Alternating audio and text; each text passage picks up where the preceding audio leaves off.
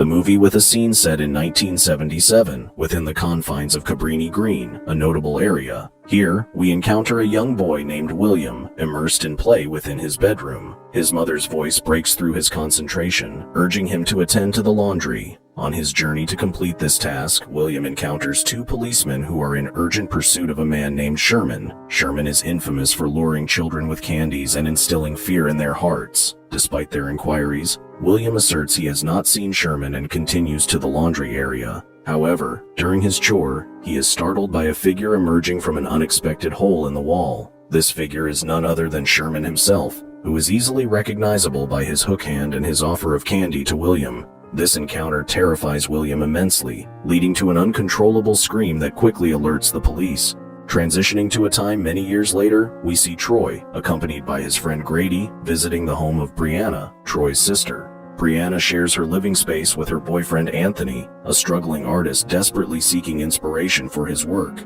Despite the shortcomings in Anthony's art, Brianna, in her capacity as an art director, always ensures he has opportunities to showcase his work. During their visit, Troy begins to recount a chilling urban legend associated with their neighborhood, Cabrini Green. This legend centers around a woman named Helen Lyle, a graduate student who once embarked on a research project about Cabrini Green. However, her story takes a dark turn as she inexplicably starts committing murders. Her rampage results in the abduction of a baby, followed by her appearance at an annual bonfire. Intent on sacrificing the child, Helen is stopped by the crowd who rescues the baby. In a harrowing end, Helen walks into the flames of the bonfire, submitting to the fire. This story deeply disturbs Anthony, who later verifies its authenticity through internet research. In the following days, Anthony presents his latest artwork to Clive, an art dealer. However, Clive remains unimpressed by Anthony's work, suggesting instead that he should explore themes reflecting the societal divide between black and white communities and the long-standing issue of white supremacy. Inspired, Anthony decides to base his new art piece on the history of the Cabrini Green housing projects. He delves into online research, uncovering various articles about the mysterious figure of Helen Lyle and the haunting legacy of Cabrini Green.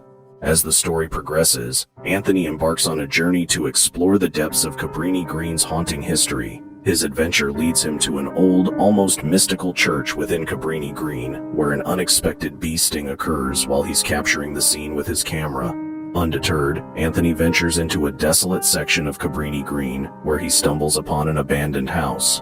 Inside, he discovers unsettling images depicting a man, compelling him to take photographs as he navigates the creepily quiet neighborhood. During his exploration, Anthony crosses paths with William, the same individual we were introduced to as a child at the beginning of the movie. Now a grown man, William is the proprietor of a laundromat in the area. In a twist of fate, Anthony is invited inside the laundromat where William shares his insights about Helen Lyle's search for the Candyman.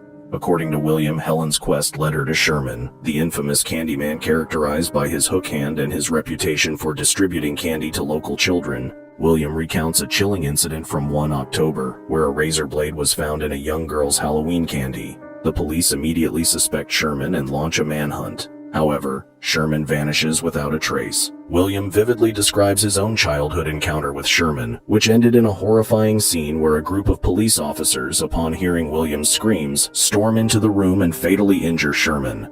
Tragically, the appearance of more razor blades and candies weeks later proves Sherman's innocence. William firmly believes that Sherman's death was not the end of his presence in the neighborhood. Feeling deeply moved by Sherman's tragic story, Anthony channels this inspiration into a painting.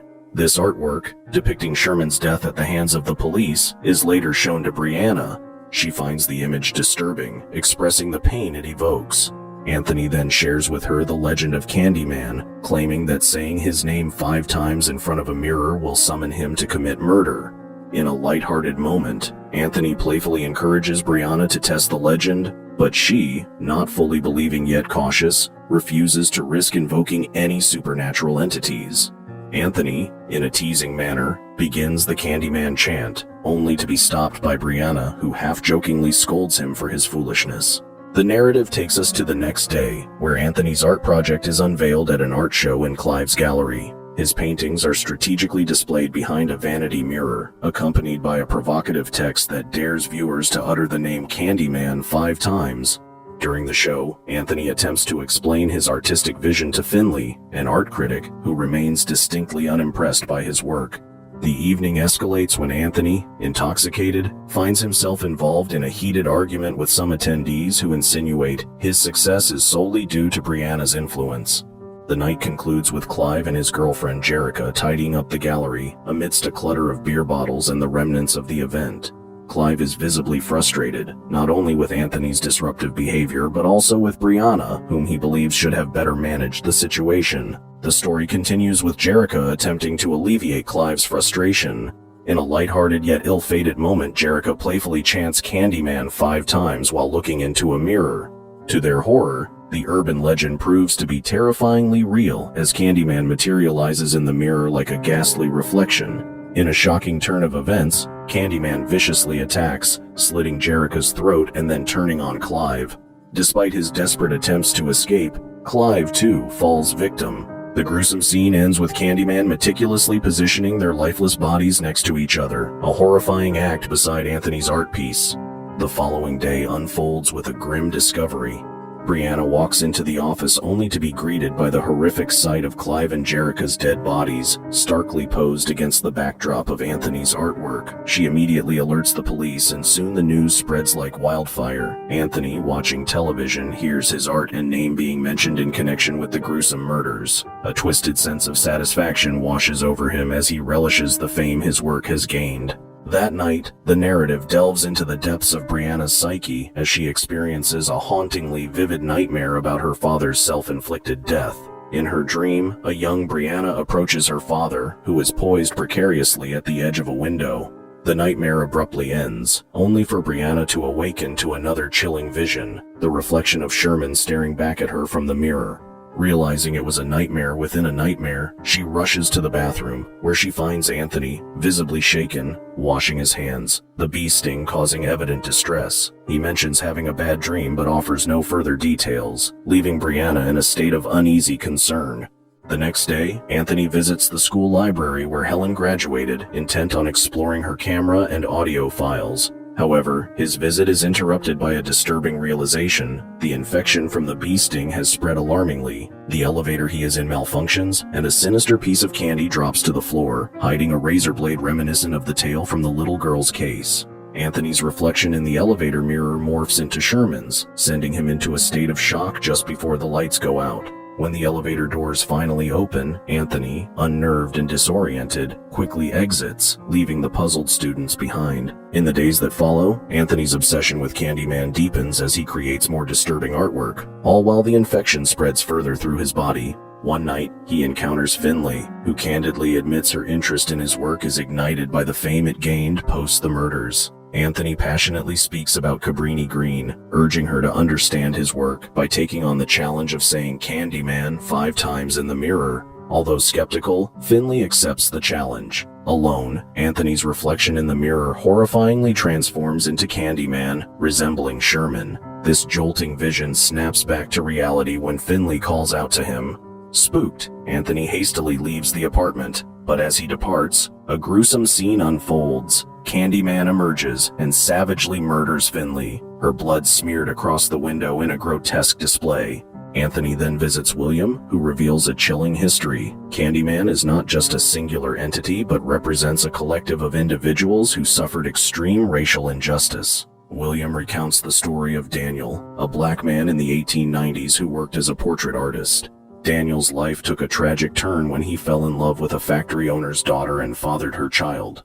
This relationship led to a brutal mob attack, where Daniel was attacked, covered in honeycomb to attract bee stings, and ultimately burned alive. Daniel's horrific end marked the inception of Candyman, a vengeful spirit embodying the pain and suffering of others like Bale, Samuel, and Sherman, who were also victims of racial violence. William explains that the bee sting Anthony received is symbolically linked to Candyman's own torment. Meanwhile, at home, Brianna discovers Anthony's disturbing drawings. Anthony arrives and hastily covers them, urging her not to look. He tries to explain his regret over invoking Candyman, but Brianna dismisses his fears as delusional. In an attempt to prove the legend false, Brianna begins to say Candyman in front of a mirror, but Anthony, in a state of panic, smashes the mirror to prevent her from completing the chant. Frightened by his actions, revelations, Brianna seeks refuge at her brother Troy's house, where Troy suggests that she may need to distance herself from Anthony. As days pass, Anthony's condition worsens. The infection spreads to his neck and face. He decides to seek medical help and learns at the hospital that he was actually born in Cabrini Green,